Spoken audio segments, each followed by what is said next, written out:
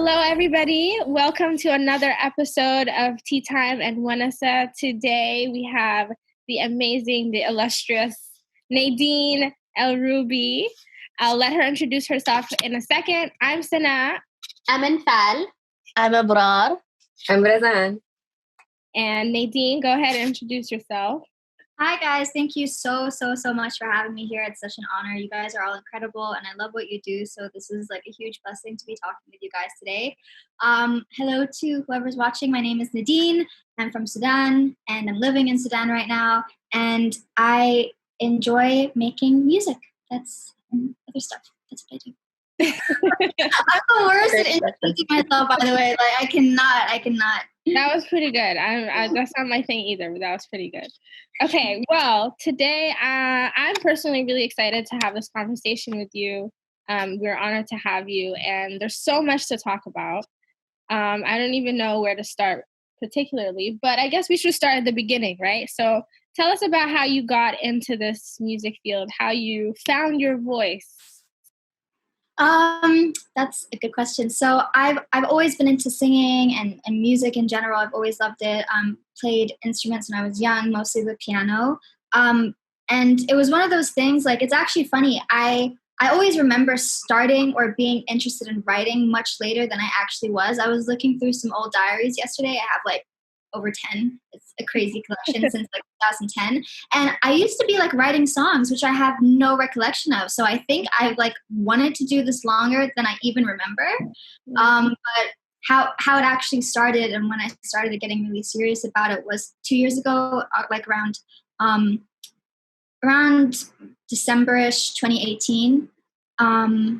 And I just started, writing and talking to people who were making music. The first people who really inspired me to start were Young Justice. Like, there was Mehdi, there was his brother Jady, and Umar Majid, who wasn't, I don't think, part of Young Justice then, but they were the ones who were, like, kind of encouraging me to. And then I met A.K. Keys in Birmingham, and he was the one who, like, really drove home that, like, yo, like, you should start taking this seriously. So since then, it's just kind of been, like, my one thing, like kind of tunnel vision thing that I'm into. I mean, I'm into like a bunch of other different things as well, but it's like, that's my overall. Okay. That's interesting that you said, you have 10 journals. I personally journal like crazy, but I've switched from writing to online. So if somebody ever hacked my email, my life would be destroyed because my diary. I have another question for you, Nadine. You're talking about, writing and all of that. A lot of people don't talk about the fear and the anxiety that comes into first putting your own type of like unique work out there for the world to judge, essentially. What does that feel like, when you finally decided, okay, I'm going to just do this? Dude, it was so scary. Like, I think I'm very lucky. Like, I had a lot of support around me and a lot of encouragement. But it was scary for sure, dude. I still get scared. Like, I still have this anxious feeling when I show, like, Proof or Keys or somebody a song. And, like, waiting, or Ease, like, anybody from the circle, waiting to hear their feedback on it, putting it out and waiting to see what people think. And it's like, I really believe in not allowing other people to validate your work or your process. But at the end of the day, it's like, I make music for myself, but also ultimately to be enjoyed. So if someone isn't, if the group of people who usually enjoy it don't enjoy it, then I'm kind of just like, oh, okay. So, but it's like, for me, I'm realizing it's more of a trial and error thing right now, but there is so much anxiety involved. And like, I think it's really important to talk about, because I feel, I really hate the misconception of like things coming easy to people, because then you start to feel by yourself like, oh, but this is like really hard for me to do. I struggle a lot with this. I'm like always doubting myself. Am I doing something wrong? Am I not cut out for this? And it's like, no, bro, like everybody is like freaking out in their heads about what they're doing, So, but it's like, it's just a hurdle to get over, and it becomes easier each time, to be fair. For me, I grew up in America, but I feel like that doesn't have much to do with it. Again, I also went to school in Sudan, and I pretty much actually grew up in Sudan the way I define growing up. So that's that part. I did live in America. You have to say where, though. What state? Virginia. Thank you. I just want people to know. And it's know what it is. when we were talking about this in our like pre-brief, all of us were so shocked that we all are from Virginia. Yet we did not meet until randomly on the internet. But you never know. I feel like maybe we could have, there could have been someone knows someone. I don't know. So how was it for you, like, being a 10-year-old going from living in the West to then moving back to Sudan and having to, like, kind of get used to that life? That's a really good question, because I was just excited to get on a plane. I hadn't traveled with my family in so long. So I was like, oh yeah, you know what I mean? Like plane ride, like, and I'm like obsessed with plane food for some weird reason. So that whole experience, I love it, guys. It's the best. But I was really excited about the whole experience. And then we got there and it was just like dust, more dust. Yeah. And I was like, oh, okay, this is where I'm from. This is where I live now. And I don't think I really like understood until I was kind of like, but why can't we go to the mall? And where's McDonald's? You know what I mean? Just these like really like immature, childlike understandings of what life should be like and what it should look like. And I think it was certain elements of that kind of, I'm ashamed to say, put me off like pretty quickly from Sudan, from the whole experience. And then when it started being like, oh, Arabic lessons, and, you can't do this because you can't dress like this because it's inappropriate. And so it was a lot of those like restrictions that I felt on my freedom that I was just that I just associated immediately with Sudan, even though it's like, it's not the country's fault. There's so many things that go into this. So growing up, my relationship with Sudan after America wasn't the best. It was only until very recently, like since 2 or 3 years ago, that I really started being like fully proud to be from this country the way it is now, even with all its problems and issues. I think there's so much richness and culture and so much like just history and the people who come from here who I really appreciate. So that's changed a lot. So like the journey to adulthood is hard enough, right? How was it navigating, figuring out who you are and what you're passionate about in your identity, like through that like young adulthood time in Sudan, now that you were faced with all of these restrictions that you weren't used to? I think like I'm still trying to figure out like who I am and what I'm into and how I want to do stuff. But even like growing up, I actually think, alhamdulillah, like I was really lucky.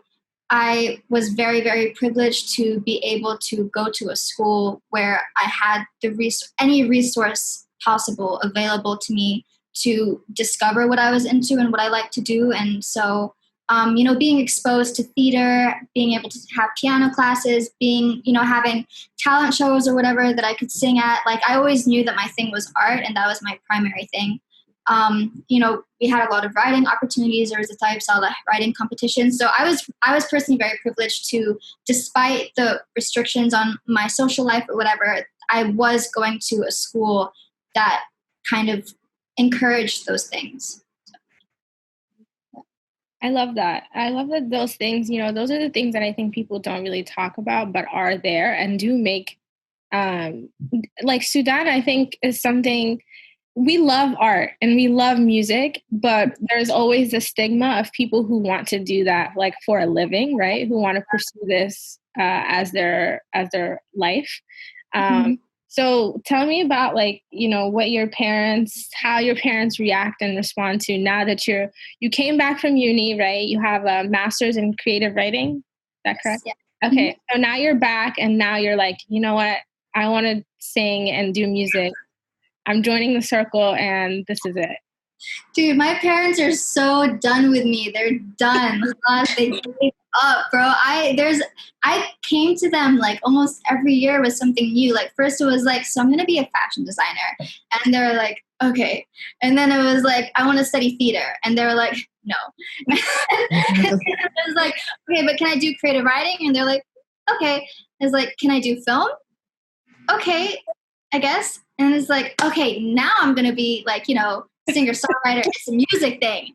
And they're like, what is wrong with you? Like, choose one thing, be stable, make money, leave us alone. But that was the initial response. And I think even initially they kind of were like, okay, and they didn't really take it seriously. And then, studio till like 3, 5 a.m., going to shows, traveling for shows. And my mom was like, hold on, you can't do this for a living, right? And I'm like, no, I can.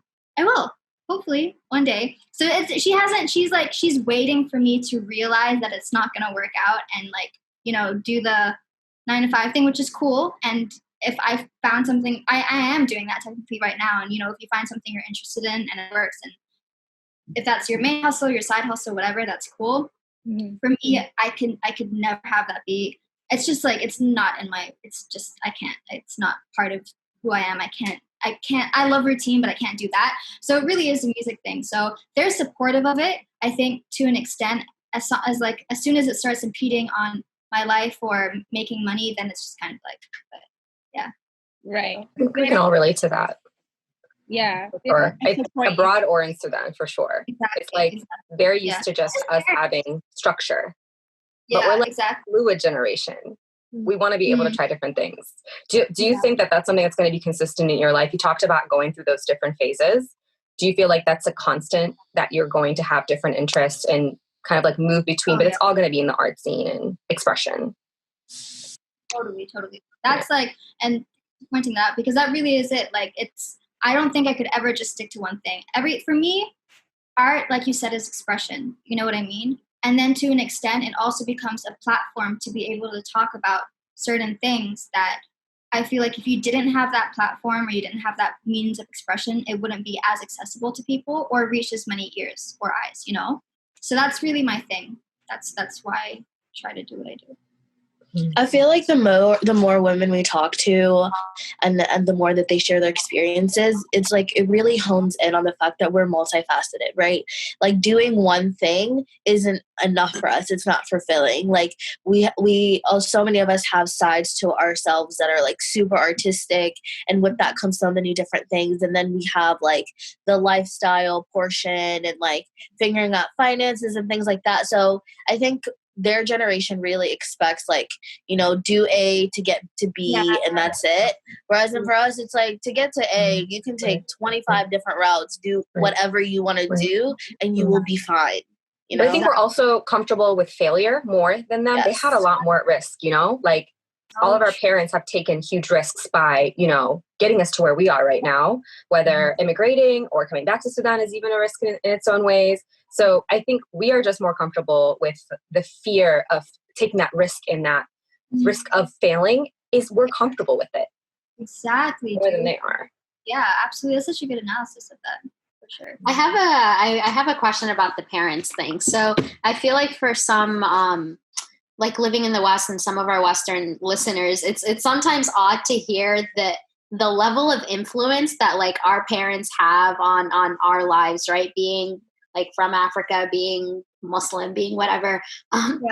We have a lot of kind of familial things that we put on our shoulders. How do you balance that? How do you balance that, having your parents insights and opinions and such, but also trying to pave your own path? Yeah. I mean, legit, and there's so much to unpack there, because with some of the things that my parents have said to me, it's then it starts to get into the implicit sexism in the culture. They'll say something listen, once you get married, you're not our problem anymore. Then do whatever you want. So my ownership gets transferred from you guys to the man I marry. Is that what you're saying? You know what I mean? I become an autonomous, but then autonomous attached to somebody else still, Yeah. So that's something that I'm kind of always gets to me when they say stuff like that, which they don't say anymore, I think, because I've just kind of and for me, especially with the whole parents thing, I've always been very rebellious, and I'm the oldest, right? So I've always been of the opinion that if you wear them down long enough, at some point they just give up. It works. It's working. It works. So that's why every time, and I have a lot of guilt sometimes, you know what I mean? Because I do see people who are their parents they respect it so much. And it's people legit oh, I can't do this because my parents would kind of be and I'm the worst influence. I'm bro, just do it. Don't get off it. Fine. which is like, I kind of feel sad that I don't have that same like reverence for their opinion and their feelings. But what takes away that guilt is really knowing like, this is my life, and ultimately there's going to come a day where my entire life will be affected by having either taken path A or path B, path A being my path, right? So it's like, one day they're not necessarily going to be able to actually have an opinion or even, God forbid, even be there. You know what I mean? So it's like, if I build my entire life on what they want, how much resentment am I going to carry? What kind of trauma will I pass on to my kids to force them to do the same? You know what I mean? These are things that I think about. So it's like, I have made myself fully comfortable with making certain decisions. Even if on the surface level it makes them unhappy. I truly believe that every decision that I make, the serious ones with my career, with how, I treat my life and just view things, will ultimately lead to good, which I can then give back to them in some way, Yeah. And it's also it's like a lifelong mission to change their perspective on what it means to be a woman, what it means to be successful, what it means to be happy. And, everything I do is whatever sacrifice it requires. If it's changing their mind a little bit, then it's worth it. Do you have these conversations with them? Do you talk to them the way and say these things that you're saying to us? Yeah, I spoke to my mom the other day about work-life balance and the idea of like success and happiness and work ethic. And I told her very blunt, because like the job that I'm in right now, I'm not like maybe the most motivated or the most active in it, but like I kind of just do the bare minimum just to get along. I really hope my boss doesn't see this. But and that really upsets her because, mashallah, she's the kind of person, she's been in the same job for over 10 years, I think almost 15. She works very, very hard. She does more than she is expected to do, and does what people ask her, even if it's not on her job. She's like one of those people who has crazy good work ethic. And for me, I have crazy good work ethic and shit that I like doing. But when it comes to like things that I have to do that I'm not necessarily into, if I'm getting the job done, I'm getting the job done. But like, I'm just not going to subscribe to a culture of, you must, do this and your integrity and all these things. And I'm like, no, like I have integrity and I have, work ethic and discipline when it comes to so many other areas of my life. And I'm not going to allow my character discipline to be defined by the fact that I'm not like working all hours of the day on the job that I'm getting paid for. You know what I mean? So I don't know if that answers your question, but I do talk to her about like, this is not happiness. This is not success. She believes that, you have to do some things sometimes, even if it's not what you want to do. And I agree to an extent, but I think people take that a little too far sometimes. So I sometimes think that like the parents' need to control comes from them continually wanting to protect us, right? It's their fear of us doing something that isn't typical and then facing obstacles that they might not be able to help us with. And it's like, yeah. And it's like, I understand that, but at some point you also have to, like, as you said, the choices you make right now will impact the rest of your life. And so you can't do something based on their fear. And it's like, something I appreciate is like your characteristics right now and how strong you are and how passionate you are about the choices you're making in your life. It's something that they've instilled in you, right? They have like raised you in a way and gave you certain values that they now need to just like trust and know that they've given you the tools. Absolutely. And that I thank you for bringing that up, because definitely, don't get me wrong, like my parents, I love and respect them so much. I'm so grateful for, everything they've given me. They've given me privilege, like a platform, resources. They've trusted me. They've believed in me. They've supported me. So do we have fights here and there about what I do and what I want to do in the future? Yes. Is it out of love and protection? Yes. You know what I mean? I don't hold it against them. There's no resentment. And it's because I still pursue what I want to do that there is no resentment, because it's like, I know you care for me. Don't worry. I care about me too. You know what I mean? I'm going to make sure that I'm okay. I'm going to make sure that I come out of this the way you would want me to, but in my own way, with my own methods, So there is a lot of love and respect there and a lot of gratitude. And, they've taught me so much of what I know. So, yeah. A lot of people don't understand the nuances of being a Sudani woman. I mean, there's so much that really goes into it. And I love speaking to Sudani women who are 100% just unapologetic and want to show up as their full selves. This is something that I think we really need to encourage amongst each other and for the future generations, because I don't think we had to make that space. Like nobody really wants to let us show up as ourselves and be opinionated and pursue our passions. We have to show up and be like, well, too bad. This is kind of the way that it's going to work. I think for a long time, I was like waiting for someone to give me permission a little bit, but that wasn't coming. Like, no way. No. Okay, I really want to know about like your first time performing. Okay, as the circle. So now you're the only female in the circle, and you're starting to do shows. Talk about your first show. Like, how did you feel? What happened? Where was it? First show with the circle? Yes. Okay. So that was the SDN conference in Sudan, December 2019. And oh my gosh. No. Not even. Sorry. That was the first full circle show. We were missing YK, who was then part of the circle. He isn't anymore. So yeah, I'll say that was the first circle show when we were all together. And it was, oh my gosh, it was such an experience. It was so beautiful. You guys, performing to like your own people in your country is like just another level of, it's just another level of joy, you know? And it was at the Friendship Hall, which is like, you know, politically huge in Sudan. Omar Bashir used to go there. I don't know what he used to do there, seeing as he never did there, I guess, chilling. But to be able to perform, you know, after the revolution happened, feeling a lot more open, a lot more free, like, you know, not feeling that restriction of, is this gonna get keshed? Are we gonna get arrested? Which has happened before. Like, I went to a cafe once, and this was like a couple of years ago, maybe 2.5, 3 years ago or something.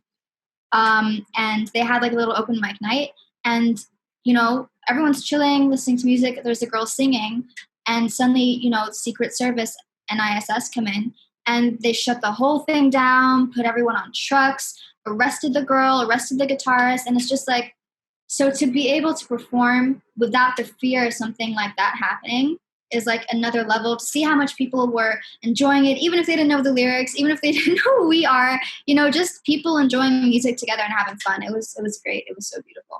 Can we pause at how wild that is? Get arrested and having like the place crawling with like whatever the secret what law was broken? I don't understand. For expression of art, that's so crazy. Yeah, that was the reality, bro. Yeah. How did you feel in that moment? Was that the first time that happened? How'd you feel? The first, like, the arresting thing, the kasha? Yeah. Oh my God, I caused a scene. Oh my gosh. They dragged a bunch of girls onto this truck. I was like, are you kidding me? There's no way I'm getting on that truck, bro. And to be honest, I think I was being a bit crazy. I don't even know if they understood me, but I just kept being like, I have an American passport. You can't take And I refused. I think like I held the whole thing up for like 30 minutes, just not getting on the truck. And then guys being around me, like trying to convince me. And I was like, are you kidding me? Like, you should be talking to them too. But I guess it's not as easy for them. Like, you know how the ghost houses, and there was no law. So it's like easy. It's like trying to ask a black man in the United States to argue with the police. Like, you can't ask him to do that because you don't know how that's going to end up, you know? Yeah. So yeah. So in the end, I had to get on with the last shred of dignity I had. And oh my God. I just picture all this right now. It was so bad, dude. And I was like wearing like a tight t-shirt. Thankfully I had like a looser shirt over it, but I had it unbuttoned. And then I was like starting to button it up. And then this one Secret Service guy was looking at me. He's like, no, leave it open. Why? Why are you buttoning it up now? And oh my God, it was just mind your damn business. Yeah, exactly. You're making me angry. My like blood pressure, so angry. my blood pressure is going up as you're sharing the story. I'm ready to fight right now. I'm literally gonna fight somebody. So now I understand why your parents would be on you, because if that happened to my child, I am raising hell. Yeah. And you're never leaving the house. Like that's my first instinct, is to be protective, because especially within Sudan, you really don't know what happens after an arrest. There's no rules at all. Yeah. Thankfully, we never made it to the police station. It was like, we didn't even make it to the end of the street. A couple of phone calls were made, and they stopped the truck, let us off. And it was a unfortunate experience, to say the least. I feel bad for the girl who was singing, because she actually did get taken to the station. Oh, no. Oh. As well as a few other people. So it's just like, stuff like that makes it all the more important to do music and to do shows in Sudan. Yeah. How is it to like use that privilege card in situations in Sudan? At the time, it felt like this was the right thing to do, and I felt like a boss. And then afterwards, looking back, I'm like, that's shitty. That's shitty that even has to happen. It's shitty that, that, I don't know. Looking back, I'm like, I wonder how it felt to be one of the women on the truck and not have that card to pull. You know what I mean? Or how it feels to be like one of the guys standing around knowing that like they don't have an embassy or passport to protect them. So that kind of like made me feel bad afterwards. But at the same time, it's like we lived in a regime in a country where it was like they put us in a position where you either have that privilege or you don't. And you're screwed either way, but you're less screwed if you have the privilege. You know what I mean? Yeah. But I don't even know if it registered with them, because they were speaking Arabic. I was speaking English. And the guys around me were trying to translate, but I don't think they made it clear they didn't care. And I got put on the truck anyway, so I don't think it worked. But And it's so crazy that like in Sudan, there is different value based on like your nationality. Like it's like rather than everyone being treated as a human and with certain types of dignity, if you say you're British or you're American, then it's like, oh, okay. And it's really But sad. that's on purpose, though. They've created that. They've created that to be divisive and for us to, turn against each other. You know what I mean? And like exploit each other in some ways. Like it's something Nadine, did you ever feel the reverse of that? Of like, around people that have lived their whole lives in Sudan, only have just that passport nationality. Did you feel kind of put outside of a certain circle because you were American to them? You spoke English and... Yeah, definitely. I constantly feel alienated from being Sudanese by a lot of people. That's just a standard thing. And, I always thought it was because of my complexion and my English and not in my accent when I speak Arabic, and not very well at that.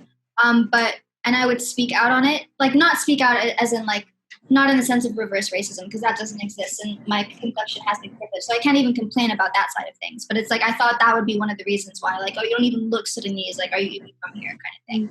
So I would speak out on like, just because I don't speak Arabic, just because I don't dress a certain way, just because I don't look a certain way, doesn't mean I'm not Sudanese. Like that's my identity. And, just trying to call out for a more inclusive perspective on what Sudanese is and what it looks like.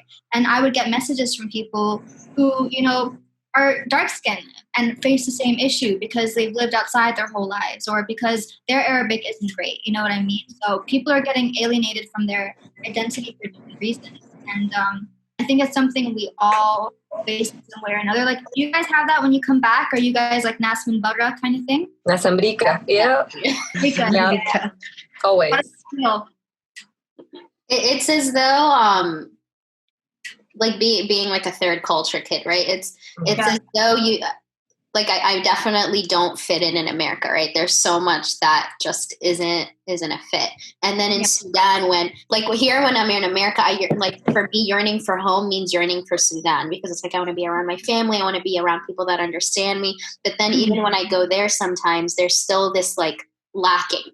there's still this feeling and like perceptions from others. Well, it's like, you're not really Sudanese. You don't actually understand what actually happens. You're just here to have a good time, do this and do that, and then you're going to leave. You don't understand our context. And it's a little unsettling to know that it's like, if this isn't home and this isn't home, then where is home? And then you kind of have to redefine what home is to you.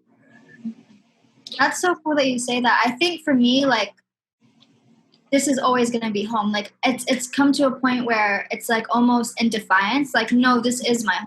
And whatever your perception is not going to take that away from me. You know what I mean? Like, this is not even my home. This is our home. You have to redefine your perception on what your culture is, what your nationality is, what your country is. Okay, I'm like, we like, you don't have to change anything. Like, this is your home. You know what I mean? Like, that's the kind of power we have to like take back. And you guys doing something like this is taking that power back. I have to be honest. Like, when you guys asked me to be a part of this, it was like a dream come true to be involved in a Sudanese women's group conversation platform as a Sudanese woman. You guys are redefining what that means. So yeah. I actually love that. We have to defiantly demand it. We have to demand it for ourselves. When they're not going to give it to us, we are always going to feel other, no matter where we are. And that's just the plight of, where we, the privilege that we carry, and then the lack of in certain areas too. But I love what you said about, you have to create that space and demand it and ask for it for yourself, because you're not going to be given that. It is going to remain us, them sometimes. Those lines are always going to exist. We're not going to expect them to go away, but we can make room between those lines and say, like, you know what, I'm going to be an example, and more people will start joining that. So like, you are in yourself an example of that, not fitting into either or. I mean, thank you. It's definitely something that I carry with me very deeply. Like, I always make it a point, like, I am a Sudanese woman, I'm a Sudanese artist. And there was this one platform that asked if they could write me down as Sudanese Egyptian. And I said yes, because I am part Egyptian, and that's not a part of me that I'm ashamed of either. And I go to Egypt every summer. My grandmother is Egyptian, so I feel close to that. So it didn't feel wrong. But I feel like if somebody asked me again, I would say, well, actually, I really feel more Sudanese. So you can say that I'm part Egyptian, but I prefer to be identified as Sudanese, just because, like, I want to drive that home so badly. Like, there was somebody, I had posted like the blue, square blue for Sudan thing, just in memoriam of the martyrs who passed during the revolution. And someone comments underneath, like, are you Sudanese? And maybe I just read too much into it, but it's like, for me to make, like, an emotional thing about a country that I cry for, and people who I cry for because they lost their lives fighting for our rights, and to question where I'm from and if I'm from Sudan in that context just felt like such an attack to me, as it often does. So it's like, it makes me all the more determined to be like, nah, like, you have to redefine what that means. But I think every time you do get asked, it's an opportunity to give someone else that voice too, that confidence to feel like they can also claim being Sudanese as much as they want if they don't fit into the stereotypes that people expect of them. Like, you're reinforcing that every time. Thank you for saying that. That's true. I'm going to start looking at it that way. Maybe then I won't get so mad. No, you have a right to it doesn't make it any better, but yeah. Yeah, you have a right to be bad. That's like somebody constantly telling us, well, technically you're more American, right, because of the way that we are dressed or the way that we speak or whatever. So you're not really Sudani. Like, you can't really speak Sudan. But I think it's equivalent. I wish of, like, somebody would say that to my face. I wish they would. You got the wrong one. It's your smile is scary. You got the wrong one. Yeah, it's rude. It's absolutely rude, and you just don't do that. I don't know. I'm about to defend Nadine on the next IG live she does. Like, she's Sudanese, don't even ask her. Don't even. Honestly, with everything going on right now with like the Black Lives Matter movement and all the conversations we are having about what it means to be Black and such, I'm more and more coming to realize that Black women, we have to fight for our identities. We have to fight for a seat at a table. We have to fight for everything. How do we stay sane as we're constantly fighting for who we are? I feel like what you're saying is that, like, it seems like we're always out for the consumption of other people. How feminine do we need to be? How loud and opinionated can we really be? How can we expect equal, treatment in anything? Like, it's constantly like we're having to do 90% and people will meet us there 10%. Like, it's never, when are we ever going to get met halfway to being who we are? This is exactly the conversation that we're having in the beginning as well, right? It's that we don't need to wait for somebody to validate us and tell us, this is how a Black woman should look like. This is how we need to act. It's not about them. It's about us. And I think it's about us showing up as our true selves. And that's enough, right? And every identity has nuances. We don't have this conversation about white women or Arab women. I feel like it's something that as Black women, we're constantly trying to sort out in our lives. But I really think it's just showing up as ourselves, and it's just being who we are and doing what we want to do. And I don't have to ask for permission. You don't have to like it. It is what it is. Yeah. Shifting that energy back. Yeah, and Fad was saying, like, how do you stay sane? For me, it's these conversations. Talking to Black women that understand what I am going through, who I do not have to, like, give explicit context to, right? It's that same point of, like, talking to Nadine about, like, being Sudanese, us just understanding. It's the same about being Black. Like, I don't need to tell you my whole story and exactly what it was. It's like, we get it. We're on that same page. We're on those same front lines, day to day, side by side. Like, we're the only ones who can really get it without, like, the extraness of, like, having to explain ourselves constantly or trying to validate who we are or validate what we're going through to others. So that's what it is for me. Talking to Black women who understand where I'm at right now is the thing keeping me sane. Yeah, I think it's being surrounded by strong Black voices as well. For me, I found my voice and my confidence in learning from Black women. It mostly was reading and listening to them and interviews and these types of things, whether it was Sudani women who were on the front lines of the revolution and watching them just take ownership of themselves. And I've never seen anything like that. I really have never seen anything like that in Sudan.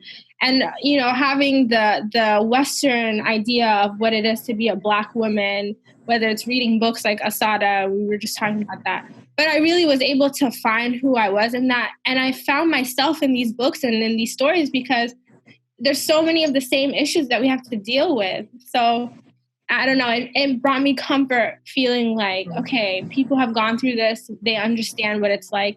They made it. And this is how they became empowered through the issues and through what society threw at them. Like, that's amazing. Like, this is why representation is so, so, so important. It's crazy. Yeah. And it's not even just on a mass media scale. Obviously, that's the most ideal and most important. But even stuff like this, you know what I mean? Like, I was on a live yesterday with Full of Heart Foundation, and we're talking about, the movement, Black Lives Matter movement in America, and how Sudan is involved, not innocent, all these things. And I can understand why some people would feel less inclined to talk about it, not necessarily because they don't care, but because they feel like their voice doesn't matter.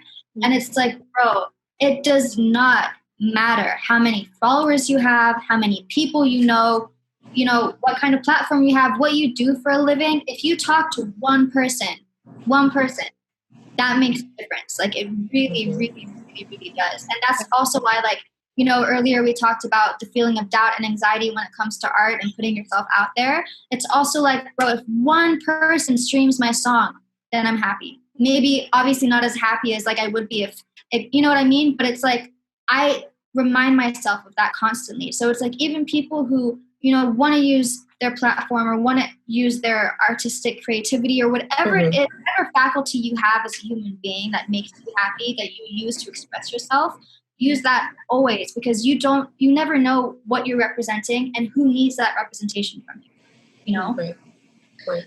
Nadine, I want to touch on privileges, because that's something that you are very vocal about.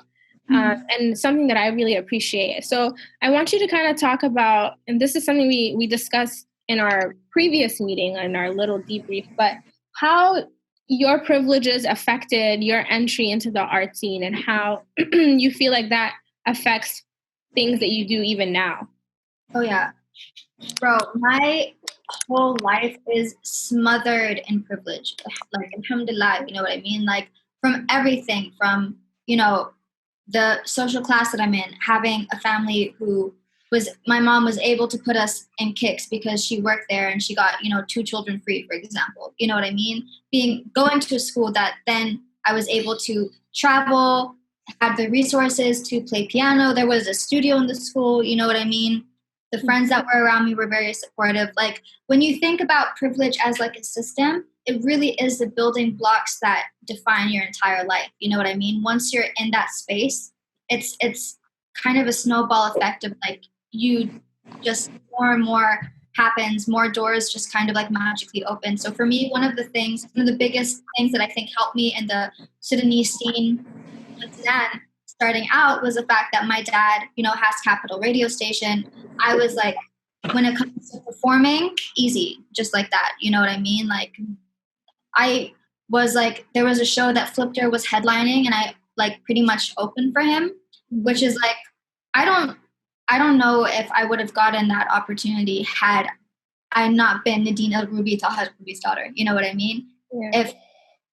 If me as like a Sudanese woman, you know, with a quite conservative mother, would I be able to be at the studio until 5 a.m. with a bunch of guys if that was not my father's station? And she knew that he's there, he knows what's going on, he knows all those people, you know what I mean?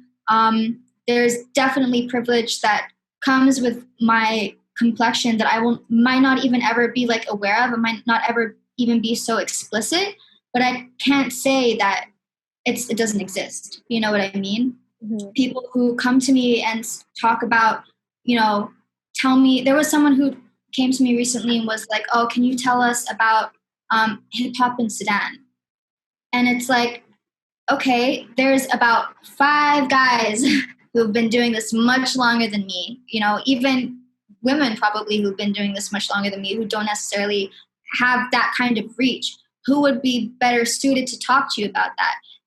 Are you coming to me because I look Arab and an Arab-looking girl from Sudan who raps is like, that's cool for your agenda? You know what I mean? So there's like, everything, and I really believe everything in this world is political. Everything is soaked in politics and identity politics and, you know, financial politics, whatever that is, like just economics, you know what I mean? Mm-hmm. And that affects everything we do. It affects the choices that we make, and it affects the opportunities that we have. So I feel like I have to be vocal about that, because it's like, there's 2 sides to it. On the one hand, I think it's important to be vocal about it because I don't want to ever appear that I'm taking things for granted. You know what I mean? Or that I just think I'm so talented and I'm so great that all these opportunities just came to me. Like, no, there's a bunch of factors involved that I may have absolutely nothing to do with. You know what I mean? On the flip side of that, I also care to speak about privilege and opportunities and things, because I think it also shows people that you still have to go after whatever it is that you want to do, because, and to not compare yourself to somebody else, you know, like anybody who might be looking at me and be like, oh, but even though I'm nowhere yet, like nowhere close to where I want to be, for anyone to think that they can't do it, like, anybody, bro, can do what I'm doing. Literally anybody in the world. Doesn't matter where you're from or what you're doing. I saw a picture the other day of a young boy who he had his earphones plugged in to his mic thing plugged into his phone, and he had the phone tied to the top of a bunk bed, and it was like hanging. So it was like, oh, I saw that. Yeah, right. And it's like, you can do anything. When there's a will, there's a way. Like, my mom loves telling me the story about, like, when I used to not study. She loved telling me about when she was younger, she would see like a young guy or girl, I'm not sure, you know, which, studying under the street light because they didn't have light at home. You know, that's like, isn't that like a standard life story that we've all heard it? Exactly. So it's like, it's important to acknowledge privilege, to not take it for granted, but also on the flip side, to know that you don't even need that privilege to do what you want to do. I feel like. So, sorry. Yeah, I think, no, it's good to be transparent. That's really the thing, right? It's interesting as you're sharing your story. I'm thinking about a white guy and how little they talk about their privilege. They just take, and they actually hype themselves up in certain positions. They don't want to claim the privileges that got them to where they are. And I think it's just important to be transparent in that, so people actually know, if someone is looking up to you and saying, Nadine did this, and they kind of put you in a pedestal, they're not giving context to your story, it really changes things, right? And comparison is the thief of all joy. A lot of people will look and be like, well, how can I get there? And it's like, listen, everybody has a path. This was my path. Right. Okay. I'm interested to get into your creative side a little bit. Like when you sit down and you're like, okay, let me write a song. What does that look like? I mean, I'm so intrigued by artists and how they actually art. Yeah.